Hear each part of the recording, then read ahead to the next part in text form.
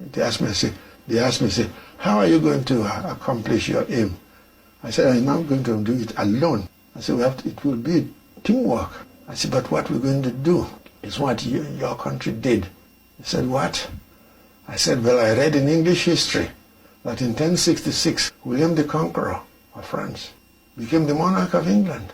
I said, well, when he ruled England, he imported the French ideas. And one of the most important, as far as I was concerned, was that the British found out that the French had all the arms, French soldiers. The British soldiers were all equally armed, of course, but the French, they used arms to accomplish their purpose.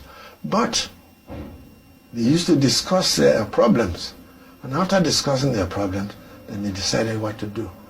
So in French, it's Palmont. I took French, by the way, both at Historic College at Howard and Lincoln. I took French, so I was able to, but I don't speak it. I read French.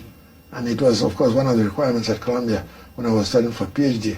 So I said, well, Palmont, speak out your mind.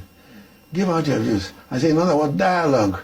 I say, we will use dialogue in Nigeria. We know that we have so many soldiers of Nigerian origin, but they are inferior. In those days, the highest they could get was Sergeant Major. I said, but by having dialogue with the British, we will not shed blood, and we will not force the British to shoot at us. So I said, that's what the British did. Then they looked at each other. I said, yes. I said, that's the original word, parliament. Parlement.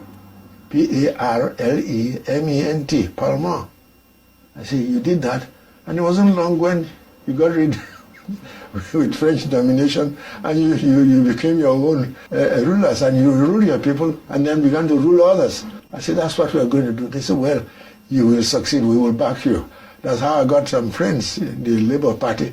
And that's why during the assassination story days, they raised the question in Parliament and forced the colonial office to make a public denial, and that made it impossible for the government in Nigeria to carry out this sinister plan. They wanted then to have me assassinated during the general strike of 1945 when we were fighting for independence.